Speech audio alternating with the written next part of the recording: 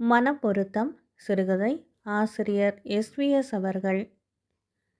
திரு சங்கரன் பிள்ளை பெருத்த மன போராட்டத்துக்கு பிறகு அந்த முடிவுக்கு வந்துவிட்டார். கொஞ்சமும் அவருக்கு மனது இல்லைதான். வேறு வழி இல்லையே. அந்த முடிவுக்கு வந்துதான் ஆக வேண்டியிருந்தது. சங்கரன் பிள்ளைக்கு வரிசையாக 4 பெண்கள், பிறகு 2 பையன்கள். எல்லா பெண்களுமே கல்யாணம் செய்யக்கூடிய வயதை அடைந்து விட்டனர். எல்லா பெண்களும் பட்டம் பெற்று நல்ல வேலையில் இருந்தனர். ஆயினும் ஒரு பெண்ணுக்கு கூட கல்யாணமாகவில்லை. மூத்தவளுக்கு கல்யாணம் ஆனால் அல்லவா மற்றவர்கள் கல்யாணத்தை பற்றி பேச முடியும்.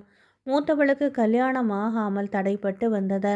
அவளை பார்க்க வரும் பையன்கள் எல்லாம் அவள் ஒரு மாதிரி கெந்தி கெந்தி நடப்பதை பார்த்துவிட்டு வேண்டாம் என்று சொல்லி வந்தார்கள்.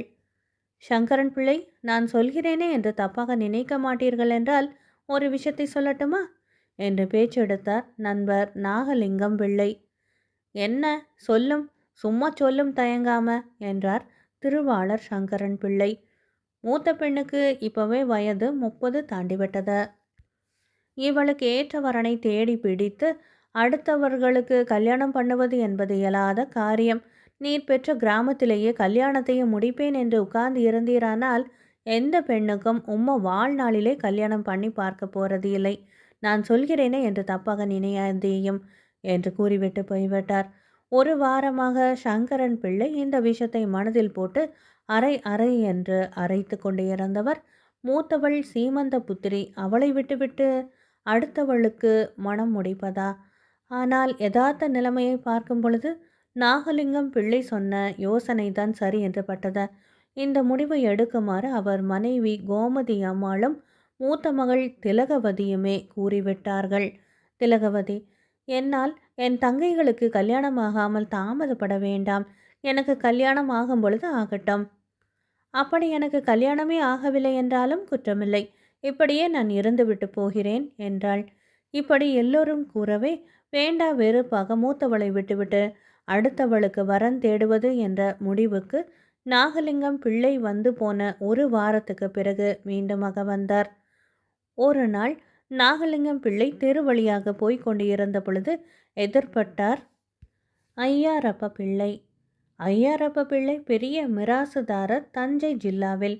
அதை தவிர அவருக்கு மணியான 3 பிள்ளைகள். அவர்களில் மூத்தவன் அமிர்தலிங்கம் அமெரிக்காவில் ஒரு விஞ்ஞான கூடத்தில் ஆராய்ச்சியாளனாக பணியாற்றி கொண்டிருக்கிறான். அவன் ஒரு வாரத்தில் அமெரிக்காவிலிருந்து வருகிறான். 1 மாத விடுமுறையில். அவனுக்கு வயது 32 ஆகிறது. அவன் வந்து 10-15 நாட்களில் கல்யாணம் நடத்தி வைத்து அவனும் அவன் மனைவியும் இனிமையாக இல்லறம் நடத்துவதை தன் கண்களால் 10 நாட்களாகிலும் பார்க்க வேண்டும். பிறகு அவன் மனைவியை அழைத்து கொண்டு அமெரிக்காவுக்கு புறப்பட்டு விடுவான். ஆகவே அவன் வந்ததும் கல்யாணம் நடத்தும்படியாக அவனுக்கு ஏற்ற பெண் இருந்தால் சொல்லுமாறு கேட்டார் ஐயரப்ப பிள்ளை. ஐயாவின் அந்தஸ்துக்கு தகுந்த சம்பந்தம் தஞ்சாவூர் ஜில்லாவிலேயே எங்கே அமையப் போகிறது? திருநெல்வேலி ஜில்லாவிலே பார்க்கலாம், விசாரித்து சொல்றேனுங்க என்றார் நாகலிங்கம். அந்தஸ்தாவது ஒன்றாவது. இன்று நாடு போகின்ற போக்கிலே நேற்று வரை அந்தஸ்தோடு இருந்தவன் இன்று ஆளா பறக்கிறான். நேற்று வரை அன்னக்காவடியாக இருந்தவன் 5 மாடி கட்டி அமோகமாக இருக்கான். மகன் ஒரு வாரத்தில் வரான். அதற்குள் ஏழை விட்டு பெண்ணானாலும் BA வரை படித்து மூக்கும் முழியுமாக இருந்தால் போதும், நானே செலவழித்து பண்ணிக்கிறேன் என்றார் ஐயரப்ப பிள்ளை. நம்ம சங்கரன் பிள்ளையின் 2வது மகள் மரகதம் BA பாஸ் செய்து பேங்கில் வேலையாக இருக்கிறாள். லட்சணமாக இருப்பாள், பார்க்கலாம் என்றார் நாகலிங்கம்.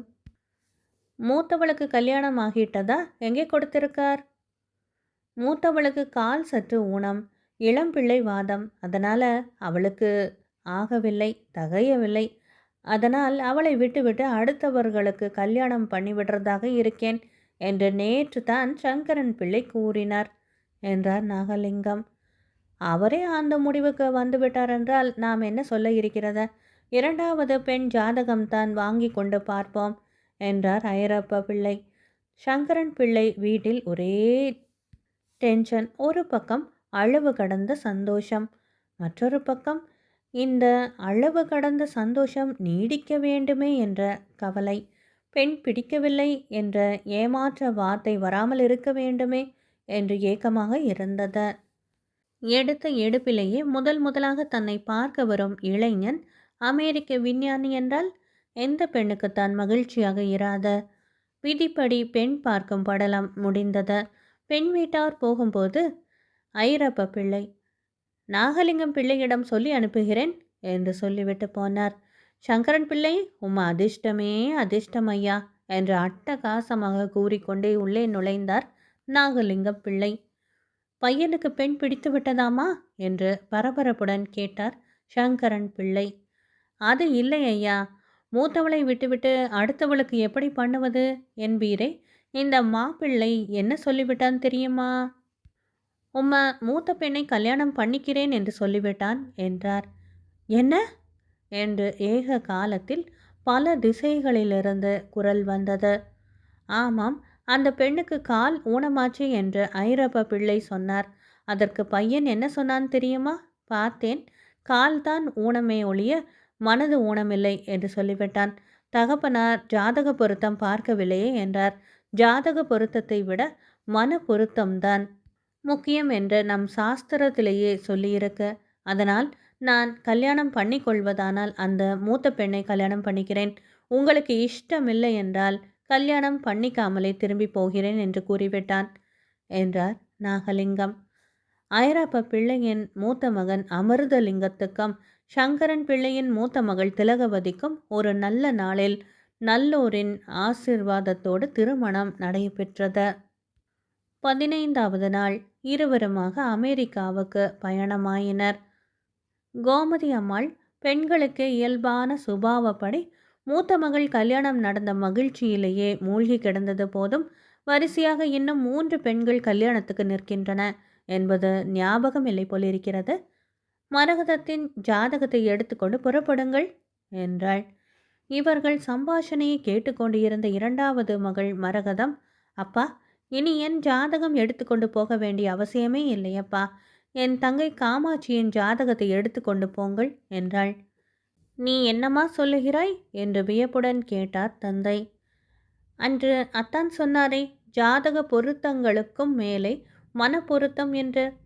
எந்த வரனுடன் என் ஜாதக பொருத்தம் ஏற்பட்டாலும் என் மனப்பொருத்தம் ஏற்படாது அப்பா என்றாள் மரகதம். அவள் கண்களிலிருந்து 2 சொட்டு கண்ணீர் துளிகள் தரையில் விழுந்து தெரித்தன.